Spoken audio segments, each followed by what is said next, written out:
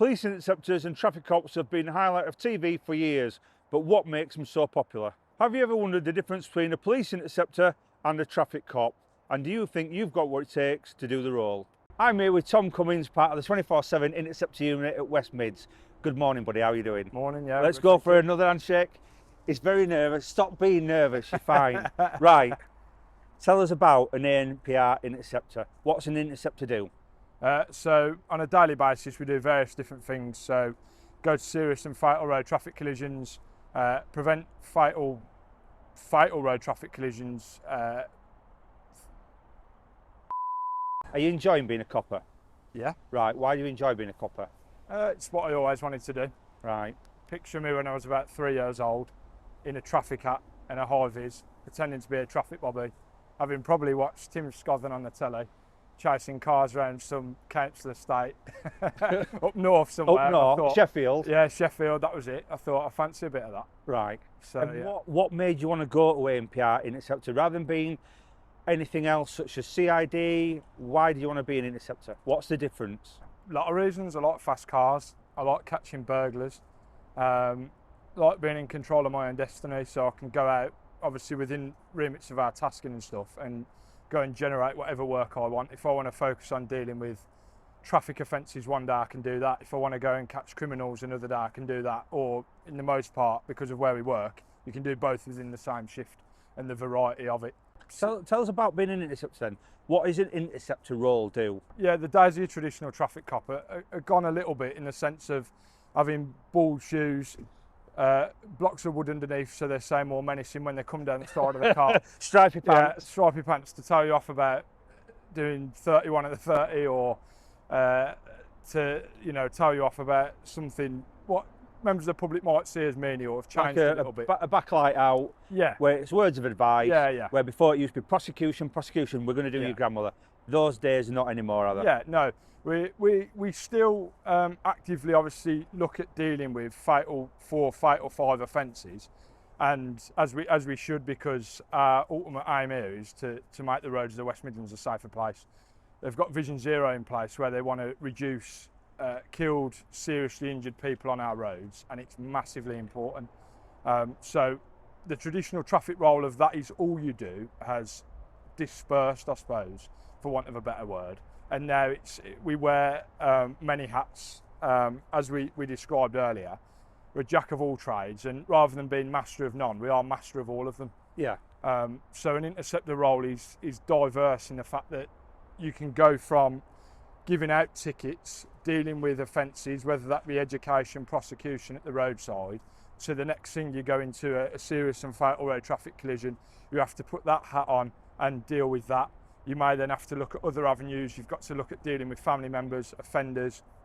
The next thing you could be dealing with is a stolen car, stolen by means of a car key burglary, a keyless theft, which we see regularly in this force area. I understand this because when I did it as well, because I joined as an archetypal traffic cop. Yeah. I joined as a Shiny Shoe Brigade, leather briefcase, never wore a stab vest, had a mass radio, but like I said, Tim Scothen years ago. If you're watching Tim, big it up. And then it changes, and I think one's very proactive, one's very reactive. Yeah. And the term RPU, traffic cop, years ago used to be just a reactive force. Yeah. You used to go out, trundle up and down roads, yeah. see something, deal with it, see something, deal with it. Where those tides turn now, we've got to a level of where, I'm not saying crime's increased, but more people are taking things more lightly. Oh, it's only a mobile phone. It don't really matter. Yeah. Which we know if it leads to a fatal, yeah. It's more than £1 million a fatal. But it's not so much that, it's about getting the criminals off the road. Terrorists, armed robbers, anything like that have to go from A to B, and they don't really use the bus, they normally use the cars. Yeah. And it's about getting that intel and getting in the nooks and crannies of all these people in it. And on that, in the West Midlands, obviously we have the M6. So initially we had a traditional motorway unit that would deal with the things on the motorway. As traffic officers, we'd come on, help them with TPAC capability and other incidents to supplement their resources. But now, as an interceptor, we cover everything. So we cover urban environments, and in the West Midlands, that's massive geographically. Coventry, Birmingham, Sandwell, Dudley, Wolverhampton, Walsall, and the borders around all of that big force area. Coupled with, then we've got the busiest area of the M6 in the country that flows straight through us. So talking about criminality, yes, there's a massive amount of things that are going on within that area due to the population is denser than rural forces, and just the general geography and makeup of where we work. But there's obviously that strategic road network as well, and it's integral that keeps moving, and things. And you refer to cost implication. Okay, yeah, serious and fatal road traffic collisions cost £1 million to investigate. But for me personally, you can't put a price on someone's life, and you can't put a price on that prevention. So if you do stop somebody for a mobile phone, we're not here to generate income. That isn't our role. As AMPR interceptors in the West Midlands Police, our role is to make the West Midlands roads for the communities that we live in, some of us, and serve, a safer place. Tell us, there's going to be people watching this now, as we did with other videos, where I have it all the time. You're bullied at school, you've got no better to do, motorists are an easy target, blah, blah, blah, blah, blah. How can we now, if people are sat there and saying, how can we now build trust with the members of the public? How can we build those bridges back? I think massively we obviously face barriers from the media, things that happen around the country, and to an extent around the world. I think a lot of those comments are from a minority, and at times it is tough to remember that the majority of the public respect what we do. They appreciate our presence and what we do and what we offer to the communities that we serve. They're happy to see us. They know that when we turn up in these cars that we mean business, for want of a better word. Yeah. We're, whether that be a case of dealing with something like a traffic offence, or we are there to combat a problem regarding burglary or organised crime. When we turn up, we are trained, we are well equipped to do that role and to do it properly, and to go there and, without sounding cliche, make an actual difference to what the expectation is of us. I think it's tough in terms of, I think just by being respectful towards people, understanding that their opinions and their viewpoints, they might not reflect that of what you actually are. They're directly towards the uniform, but they have to understand that there's a person underneath, and that actually, if I took this off, you'd probably want to have a laugh and a joke with me. You'd probably want to talk about the football, talk about, the gym or something else you're interested in. And probably the dislike is pointed towards us because we're doing something that's going to upset them. Yeah. But as I always say to people, and I know I keep going on about process-driven things, so like tickets and stuff, I will say to people, I'm doing you a favour, because if I don't point out to you on this occasion that using your phone could cause this to happen or increases your chances of this, then you don't know that. And if I leave you to carry on and do that, and you have a collision, and you think, well, police officer gave me a slap on the wrist, I got away with it, I carried on doing it for 6 months. Actually, I wish you'd give me a ticket. So I'd have learned. And I'd have learned my lesson. Yeah. So it swings and roundabouts a little bit with that. Sometimes it is about prosecution, but sometimes it's just about education. We'd rather educate and prosecute. Yeah. So for all the people out there that don't know, tell us how talented you are. And I don't mean that as in like... Not very. But I don't mean as in like, I can drive blindfold, sitting back at car with one finger. I mean as in like qualification wise. So you are an advanced driver, yeah. You are T-Pack, yeah. You are, what you say, you also TAC? So yeah, TAC advisor, so can independently advise on tactics of how to prevent a pursuit, because that's a big thing we try and do, which the public won't see. That comes down to simple things like us wearing a black stab vest. Yeah. We wear a black stab vest to give us a better opportunity of preventing a pursuit, because pursuits are inherently dangerous, aren't they? You've got subjects that are willing to do anything to get away from us. They'll travel at over 3 times the speed limit. Cars have come on a lot in modern day. A normal car is fast. Yeah.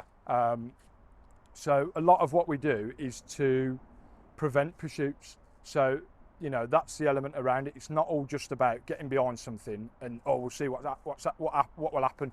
We're really professional, I think, as a department, and especially in West Midlands, it's really professional the way we do things, in terms of we will try and mitigate a pursuit in any which way we can, whether that's through use of MPAS, which I know you've obviously touched on doing videos and how invaluable they are to us, or other tactics that are available to us, which we are trained in. We have in the cars with us routinely every single day, so that we haven't got to stop and wait. We can just instantaneously respond to things and deal with them.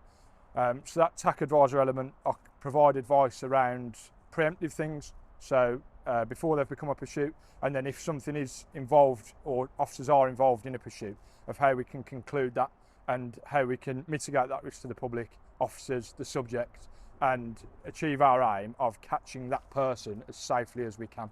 And you're not in the pursuit at that point. You can be in an office, Yeah. and you can have eyes on through linked through the or in the camera, car. yeah, Yeah. or in the car. Or something, but you Operational. are technically a third party looking at it from an Yeah. outside point of view and saying either no, we believe this is getting dangerous, or yes, carry on. Have you thought about X, Y, and Z? Giving people other reasons to do Yeah, other yeah. tactics and this Yeah. sort of thing. Yeah, if we didn't have a pursuit policy, the roads would be bedlam. Everybody would go do what they want Yeah. and make off. So your basically journey going from A to B on the way home, you'd be passed by cars at 150 mile an hour. Yeah. Everyone would be able to do what they want. When someone puts the blue lights on in a car, the owner should be on the people that are fleeing and saying, look, you shouldn't be doing this. But basically, like I said, what we want to do, we want to make sure people get home. We want to make sure people, and that's got to be a lot of pressure on your shoulders when you're sat there and you're saying to people, continue or abort. Yeah, massively. But it's that responsibility. It's, you know, you don't get paid any more for it. It's a small area of a role that you're willing to take the responsibility of, and it's a good thing to be trained in. It's interesting. It really changes your mindset towards things. That proportionality element. So things have got to be proportionate for, you know, tactics to be utilised and stuff like that. Going back on what you say about, you know, pursuits should be banned. They shouldn't. There is ways, clearly, which we've seen now on the internet in America, that they're dealing with stuff using magic devices that rip the accelerator of a car and stop the pursuit. Be fantastic if we had them. Yeah. And in an ideal world, if we had some technology that could be created where we didn't have to pursue things, Yeah. like Thatcham Cat 5 back in the day, where you Yeah. could turn it off and immobilise the car, it'd be fantastic. Yeah. Because there's no risk. But that's getting all the vehicle employees behind us. That's getting all the manufacturers. Massively, yeah. The Thatcham people. It's got back. It's not just the police's role. Yeah. It's a government thing, and Yeah. it's not about that. It's about integration Massively. of everyone. Yeah, yeah. So this is technically one of the vehicles you use. We've done reviews on Cupras, but this is one of the vehicles you use in regards to the day-to-day job, fully NPR kitted out and that sort of thing. How do you go about getting your tasking? Normally our early shifts are around, we will go and deploy to areas where there is data that shows there is killed, seriously injured people, there's been serious or fatal road traffic collisions. We will go to that area, conduct an operation around fatal 4, fatal 5 offences. So drink and drug driving, seat belts, distracted driving, so use of mobile phones, speeding offences. We will go and target those, and it won't be just them that we look at. We'll look at condition of vehicles. So another thing I'm trained in is vehicle prohibition. Yeah. So at the roadside, you can conduct an examination on a vehicle to varied levels, and look at its roadworthiness and whether that vehicle is in the right condition to be on the road. You can prohibit that vehicle from further use, until the defect is rectified and an MOT tester looks at it. So we've got a lot of tools in our toolbox, again, going back to being Jack of all trades, master of all as well. as an interceptor. So that could be one of our early shifts. The next early shift, it could be, right, there's been something happen overnight. So like 25 burglaries in one area. We need, you know, that car could be tracking, could be activating ANPR in the area. There's intelligence work that I will do and other officers will do, and our intelligence cell, because we're very lucky because we've got an intelligence cell for our own department in the West Midlands that will do the work around stuff, and they can provide us with things that we can deploy off the back of, areas to go to, people to target, nominals of interest, deposition sites where they've recently, you know, dumped stolen cars. Yeah. So that could be the next shift. Our light shifts can tend to be, we're deployed around organised crime, tackling the most serious issues in the community, knife crime, drug-related crime, gang violence, theft of motor vehicle, burglary. If there's crime patterns and trends, we will be sent and deployed to try and get a grip of those in those areas.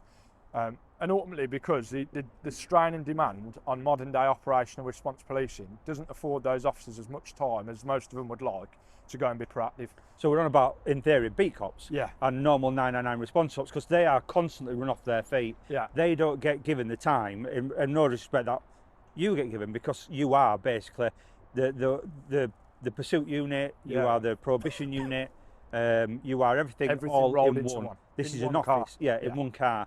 And people out there will also say, "Oh, yeah, but it's a motorist, it needs target." It's not, because ask yourself how many times you use your car, just popping at shops, getting some fuel. I'm just going to Asda. I'm just going to go pick my son up. I'm just going to think about how many times those people use a car. Criminals use theirs exactly the same. Yeah. And we're talking about knife robbers. We're on about people that are wanting to commit armed robberies, ATM machines, importing millions of pounds worth of cocaine and heroin. That's what they do as well. And we need to analyse what vehicles they're using, when they're using it. We are not talking about Mrs. Miggins. We are not talking about Sheila on a school run and Pete who's going to do his local business. We are not on about them. We are on about basic gangsters. Those people could need some education. Yeah. And that's when you make that decision. But yeah, we are there to tackle serious and organised criminality in regards to our tasking process. And we can be fluid and deploy anywhere as long as the incident is what we need to go and target. So we can go from, you could routinely do 300 miles in a shift. Yeah. Going to things and deploying to different areas due to the volume of incidents in the West Midlands we experience. Give us a rough thing of day-to-day use, because you were on about it earlier on, talking about interceptors upstairs. On a one shift, you go out and within 10 minutes, you've stung, pursue, this, that. Just give them, people outside, a rough idea of what your day-to-day things look like. Yeah, so like... and this isn't without a brew and a biscuit in the morning. Yeah. This is in gear on and you're donut, gone. Yeah. No donuts. Always a donut, it's the most important thing. So our nights, I didn't get onto that, our night shifts we cover only burglary tasking. So that's what our main thing is, but we can be pulled away from that. So like it would vary from day to day. We could go to a serious and fatal road traffic collision where we're deployed. We can provide our expertise in providing a thorough and competent investigation into that. That is important in itself because it starts the families of the victims off with the best possible chance of closure and a conviction. So you could be deployed to that, put your hat on for that. So I'm a lead investigating officer. So what the expectation of me could be that I've got to lead that collision. I've got to pull all the strings, get things in place before our serious collision investigation unit will come out and take that off me. I could be at that job and I could be deployed to the family and, you know, unfortunately have to deliver a death message. Yeah. You've got to put that hat on then and be ultimately a family liaison officer in, you know, sort of no uncertain terms. You're obviously not doing it long term, but at the drop of a hat, you've got to be compassionate. So that could be, you know, 4 or 5 hours of your job, of your day, sorry. And then the next thing you do is you're behind a stolen car and you've got to deal with that tactically. You've still got the fatal running through your mind. You've still got the dead child or dead parent or whatever. You've still knocked on the door. You've still give the warning. You've still said so-and-so's not coming home. And 2 seconds later, you've got to be at the top of your game. 130 miles an hour. You've got to be smooth, calm, confident on radio. You've got to have all your tax stuff coming in, deploying MPAS, getting all your other units. That's got to lead a lot of strain on you. Yeah, I suppose it does. Yeah, I mean, I've done this for a long time now, and I've spent most of my 20s doing it. And it does, and you have to learn to spin a lot of plates and do them quickly. And you've got to have in the back of your mind that you're accountable for everything that you do. You may come under serious scrutiny if something goes wrong. So it is. We all know what we're carrying here. The West Midlands is a force like no other in the fact that it's so busy. The volume of things we deal with, the work that we've got coming through our area, geographically, because of our intel analysts and the work they provide us, the work we find ourselves, you know, even things as simple as social media.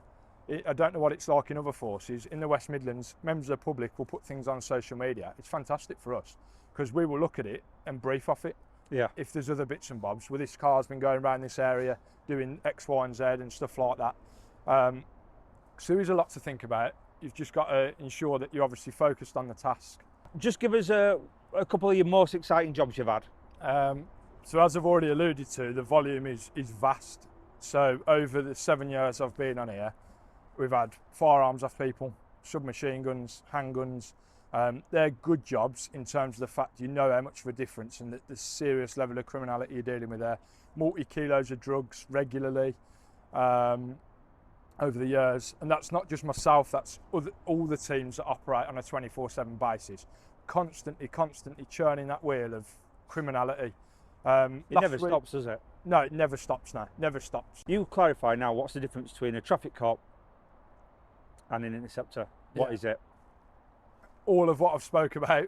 So all of those things rolled into one person. Brilliant. Tom, all I can say is thank you so much for talking to me. No, You're an absolute gentleman. Please keep safe and please keep doing what you're doing. Nice one. Thank you very much. So that's the difference between an interceptor and a traffic cop. I hope you like what you've seen. Please like, subscribe, and we'll see you next time.